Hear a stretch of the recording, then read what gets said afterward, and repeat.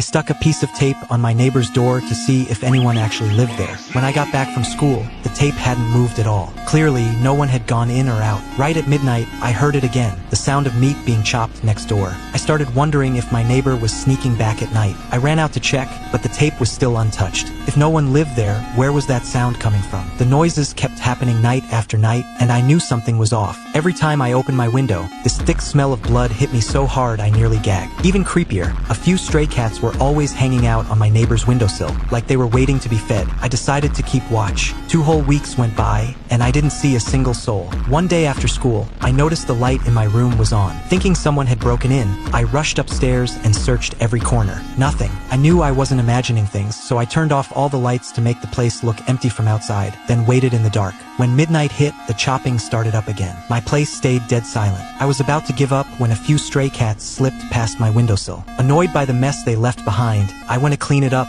and then it hit me. I collected some samples in a bag and had a friend run tests on them. The results were a letdown. Nothing unusual in the cat droppings, but I still couldn't shake the feeling that something was wrong. Days without sleep pushed me to the breaking point. I begged my landlord to move me to a different room. She didn't buy my story, said I was probably just stressed and needed a few days of rest. I still felt uneasy, so she offered to stay the night with me to see what was going on. As she was getting ready for bed, she accidentally bumped into the wall. We both froze. The wallpaper was covered in dried, bloody handprints. A chill shot down my spine as I stared at that blood-soaked wall. I'd been living there all this time and never noticed. The landlord told me that years ago, a mother and her son used to live here. After the boy died, the mother lost her mind. I immediately looked it up online and found an old news article that matched her story exactly. Terrified but determined, I decided to try one more time. I taped up the neighbor's door again, opened the exhaust vent that connected our 2 apartments, strapped my phone to a clothes hanger, and carefully slid it through. I played back the footage. The kitchen next door was completely empty, but the chopping sound was still going. I pushed my phone back through the vent. This time, I tapped a coin against the glass to make some noise. A few minutes later, I pulled it back out. What I saw on that screen made my blood run cold.